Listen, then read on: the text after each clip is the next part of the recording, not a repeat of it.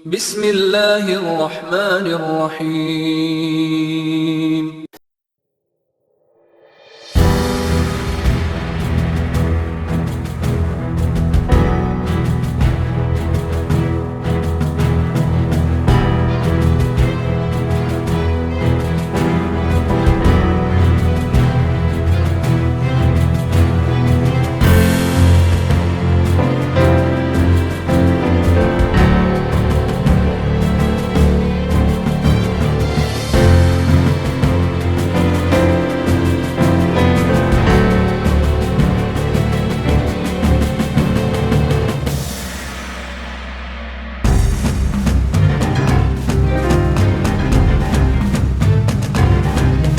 یہ شروع کرتے ہیں۔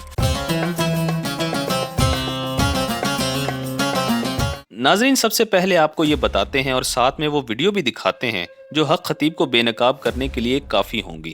جب اقرار الحسن حق خطیب کے آستانے پر گئے تو پہلے تو وہ 3 گھنٹے تک اقرار الحسن سے ملنے ہی نہیں آئے، شاید اس لیے کہ وہ سمجھتے تھے کہ اقرار الحسن تھک ہار کر خود ہی واپس چلا جائے گا۔ لیکن جب اس نے دیکھا کہ اقرار الحسن جانے والا نہیں تو وہ عوام کے ایک ہجوم کو اکٹھا کر کے اقرار الحسن کے پاس پہنچ گیا۔ اللہ اکبر۔ ناظرین، آپ اس شخص کی چالاکی کا اندازہ اس بات سے لگائیں کہ کافی دنوں سے یہ واویلا مچا ہوا تھا کہ 14 فروری کو اقرار الحسن حق خطیب کو ایکسپوز کرنے کے لیے ان کے آستانے شریف پر جائے گا، جس چیلنج کو حق خطیب نے قبول بھی کیا تھا۔ لیکن عین اس سے 3-4 دن پہلے حق خطیب نے اپنے آستانے پر ختم نبوت کانفرنس رکھ لی، اس بات کو جانتے ہوئے کہ اقرار الحسن اس دن ARY چینل اور باقی نیوز چینل کے اینکرز کو بھی لائیں گے۔ لیکن حق خطیب کو اس بات کا ڈر تھا کہ کہیں میری پول نہ کھل جائے، اس لیے اس نے یہ سارا ڈرامہ رچایا اور عوام کے ہجوم کو اکٹھا کر کے باقاعدہ ان کو مشتعل کرنے کے لیے نعرے بھی لگواتا رہا۔ اقرار الحسن نے حق خطیب سے سوال کیا کہ آپ جو لوگوں کو دم کرتے ہیں اس میں آپ کیا پڑھتے ہیں؟ پہلے تو حق خطیب کہتا رہا کہ یہ میں کسی کو بتانے کا پابند نہیں ہوں، یہ میرا اور اللہ کا معاملہ ہے۔ پھر اس نے کہا کہ میں بسم اللہ الرحمن الرحیم پڑھتا ہوں اور دم کر دیتا ہوں۔ آپ اللہ کے کلام سے لوگوں کو شفا دیتے ہیں یا پڑھتے ہیں؟ اللہ کے کلام سے کیا پڑھتے ہیں حضرت؟ دیکھیں، میں بسم اللہ الرحمن الرحیم پڑھتا ہوں، اس میں کسی کا کچھ نہیں۔ اچھا، تو آپ صرف بسم اللہ پڑھتے ہیں؟ یعنی جو مرضی کرتا ہوں۔ آپ بتا دیجئے کہ میں یہ اللہ کا کلام پڑھتا ہوں، اس میں تو کوئی گستاخی نہیں کر رہا نا حضرت؟ میں بسم اللہ پڑھتا ہوں، بس کافی ہے۔ آپ بسم اللہ پڑھتے ہیں؟ آپ اندازہ لگائیں، جو شخص اپنی صفائی میں یہ تک نہیں کہہ سکا کہ میں قرآن کی یہ آیت تلاوت کرتا ہوں، جھوٹے منہ یہ ہی کہہ دیتا کہ میں سورہ اخلاص پڑھتا ہوں، 4 کل پڑھتا ہوں، نہیں بلکہ آپ ذرا یہ ویڈیو دیکھیں، اس شخص کو بسم اللہ الرحمن الرحیم بھی صحیح پڑھنا نہیں آتی۔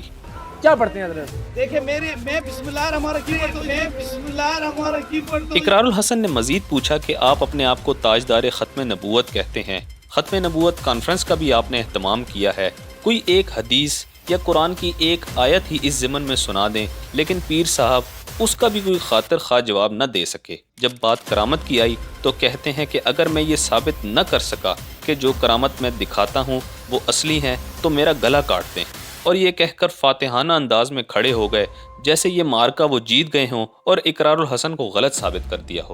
منہ میں کیلے ڈال کے کہا کہ آپ خطیب ٹریک کر رہا ہے، اگر یہ میں ثابت نہ کر سکوں میرا گلا کاٹ دو۔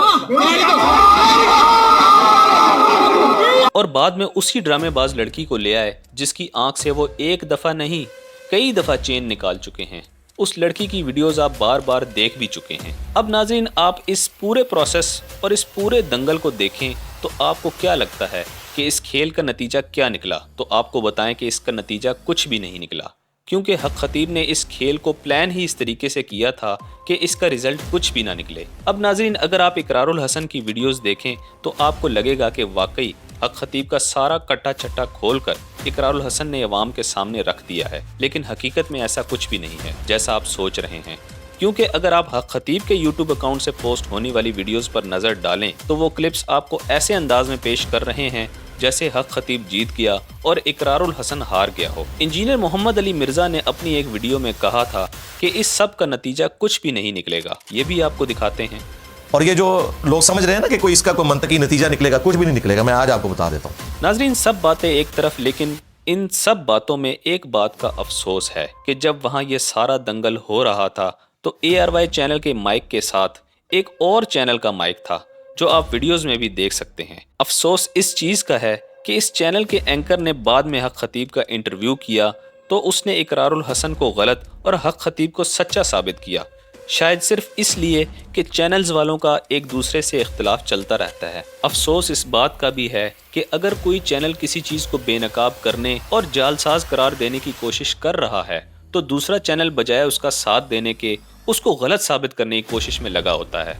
हालांकि वो वहाँ अपनी आंखों से देख रहे हैं कि उस झूठे शख्स ने वहाँ पर कैसा तमाशा लगाया हुआ था, फिर भी उन लोगों में ज़रा सी भी इखलाकी जुर्रत नहीं है कि सच को सच और झूठ को झूठ कह सकें। डिमांड नहीं की गई और हमने यहाँ पर आके तकरीबन कुछ 30 से 40 मरीजों से पूछा है, सब अल्हम्दुलिल्लाह सेटिस्फाई भी हैं। तो आप क्या कहेंगे, जो आज का स्टैंड था उसका मैं चश्मदीद गवाह भी हूँ, तो आप क्या कहेंगे ऐसे लोग किसी के एजेंडे पर आपके खिलाफ काम कर रहे हैं? आप ये नहीं समझते कि जो लोगों को डॉक्टरों ने लाइलाज करार दे दिया होता है उनको शफा फी सबीलिल्लाह मिलती है। अब नाज़रीन आपको हक खतीब के उन 2 दावों के बारे में बताते हैं जो वो बड़े अरसे से करते चले आ रहे थे और इस सारे ड्रामे के बाद वो दावे हक खतीब जो किया करते थे खुद ही उनसे पीछे हट गए हैं। नंबर 1, हक खतीब साहब अपने आप को अल्लाह का वली कहते थे।